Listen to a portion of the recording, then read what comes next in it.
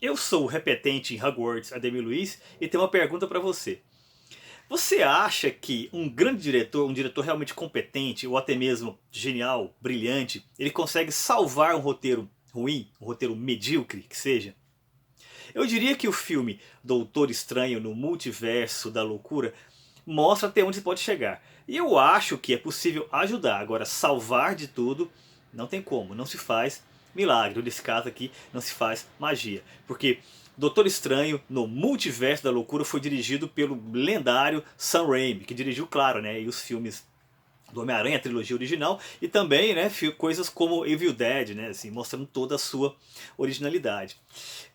Só que o Sam Raimi, embora ele tenha uma visão muito original, e ele conseguiu imprimir essa visão original dele de mise-en-scène, de storytelling e tal, mas ele não conseguiu lutar com o roteiro realmente problemático que tinha no filme.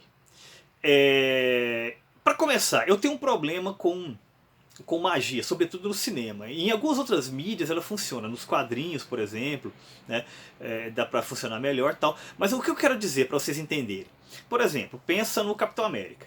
Tá, ele recebeu o soro do super soldado, ele é muito forte, ele é muito rápido, ele pula, tal. Nós conseguimos entender isso. O Hulk recebeu radiação gama, né, então ele ficou exageradamente forte e furioso e tudo mais. Ele consegue derrubar uma montanha com soco. Conseguimos entender isso. Homem de Ferro, tecnologia. Ele voa, ele entra em sistemas de inteligência artificial, ele lança raios e tal. Conseguimos entender isso. Agora, magia. Essa magia que você faz um gesto e tudo é possível, você move objetos e você controla pessoas e tudo mais, me parece que é pouco dramático, digamos assim. É mais ou menos o que acontece com. Não é exatamente magia, mas é uma coisa meio que correlata com a Capitã Marvel. Tá, o que são os poderes dela? Ela voa, ela é indestrutível, ela lança raios. É uma coisa que é meio vaga, né? Com a magia acontece a mesma coisa. Existem representações de magia que são sutis. É o que acontece, por exemplo, no Senhor dos Anéis, né? No filme original, da trilogia original do Peter Jackson, né? E nos livros também, que é uma coisa muito sutil, que ela está presente ali, mas não é aquele raio gigantesco que vai derrubar uma figura tal. De onde é que vem essa energia? É catalisada? Como é que é? Até a força, né, de Star Wars a gente entende melhor do que isso. Até os midi-chlórios, né, são mais claros do que isso. E no filme do Doutor Estranho, isso é colocado à enésima potência, né? Chega um certo momento que se pensa que um mago, uma grande feiticeira, consegue fazer absolutamente tudo, né? Então o filme, ele tem... Eu não vou dar muitos spoilers aqui, mas o filme é uma sucessão de Deus Ex Machina. É um Deus Ex Machina atrás de outro Deus Ex Machina. E o resultado é que fica uma correria. Não, nós temos que pegar o livro tal para fazer a tal coisa, mas esse livro foi destruído. Não, mas existe uma outra versão dele para lá e não sei o que. Não, mas está em outro universo, vamos buscar. É uma coisa que é extremamente confusa, mas ao mesmo tempo é simples também. O roteiro chega a ser simplista, só que o que ele propõe ser é complexo, mas é uma complexidade que ele realmente não alcança de maneira alguma. E o problema maior é que esse filme prometia muito, ele prometia ser um ponto, né, de partida de diversos elementos para o qual o universo Marvel está se encaminhando. Mas o que ficou claro é que parece que essa coisa do multiverso, que apareceu ali de uma maneira funcional no Vingadores Ultimato e depois de uma maneira muito divertida, né, e nostálgica no Homem-Aranha Sem Volta para Casa, já está saindo do controle, né? Nas séries, no Loki sobretudo, né, que me pareceu uma série um pouco confusa, embora tenha alguns momentos divertidos, o próprio conceito é interessante, mas aqui no Doutor Estranho parece que realmente tudo saiu literalmente do controle. E essas promessas que se fez, praticamente não se cumpriu nada. Nem mesmo, né, os easter eggs, né, que se prometia. Né? Claro, eles aparecem, mas muitas vezes de maneira anticlimática. E o pior de tudo, eu não vou dar aqui detalhes também, mas o pior de tudo é que essa dos Illuminati. Sim, eles aparecem, foram prometidos e aparecem. Porém, é de uma maneira totalmente desperdiçada e chega a ser bobo e mais, humilhante. Porque a personagem da Elizabeth Olsen, a Feiticeira Escarlate, humilha os Illuminati. Sim. E os Illuminati são as figuras mais importantes e poderosas do universo Marvel. Né? E aqui eles são exterminados, destruídos com muita facilidade. Né? Então, mas o grande problema não é nem isso em si.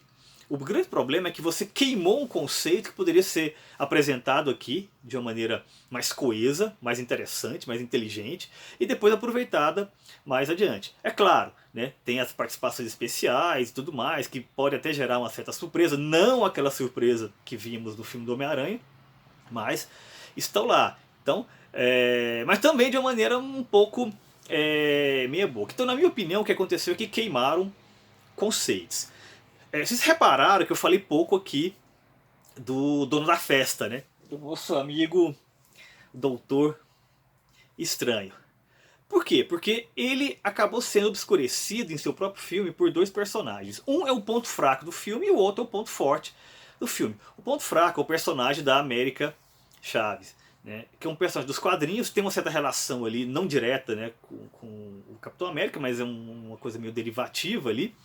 E que ela é o grande ponto central do filme, tudo gira em torno desse personagem. Mas a atriz me pareceu muito fraca, o personagem mal construído, e é aquela coisa, né? No final tem uma apoteose que é muito mal explicada também. Aquela coisa de coach. Não, vai lá, você é capaz. Ela vai e de fato é capaz. Não sabia que era impossível, foi lá e fez. Assim, de uma maneira realmente muito boba. Então, ponto fraco é, de fato, a América Chaves. Não precisava ser, né? Poderia ter sido trabalhada de uma maneira bem melhor. O ponto forte é Elizabeth Olsen, né? Que de fato houve uma evolução muito interessante da personagem dela, Wanda, né? Que virou agora sim definitivamente a Feiticeira Escarlate, com todos os elementos de desequilíbrio mental que ela tem nos quadrinhos, extremamente poderosa, né? E nos quadrinhos ela é de fato muito poderosa. Algumas pessoas podem até estranhar, não, mas ela é tão forte assim. Sim, de fato é. Ela é capaz de criar universos inteiros. E aqui ela chega praticamente a fazer isso. Embora eu acho que em alguns momentos ali se tem exagerado até mesmo neste aspecto, porque, como eu falei no comecinho, né, é difícil lidar com magia de maneira convincente dramaticamente, né, mesmo em um filme que se fundamenta nisso, e obviamente a suspensão de descrença está, né, ligada, tal, nós entendemos, compramos a ideia de que estamos lidando com magia, mas a maneira como é apresentada não achei tão legal. E fica aquela dúvida, né, será que ela morreu? Será que ela não morreu? Né, no final do filme tal, Feiticeiro Escarlate voltará tal. Uma coisa é certa, o Doutor Estranho voltará e espero que na próxima vez ele seja protagonista de sua própria história. Dessa vez, infelizmente, não foi. Mas Sam Raimi fez o que pôde, porque com grandes poderes temos grandes responsabilidades. E dirigir esse filme aqui, com certeza, foi uma grande responsabilidade. Poderia ter sido mais bem sucedida.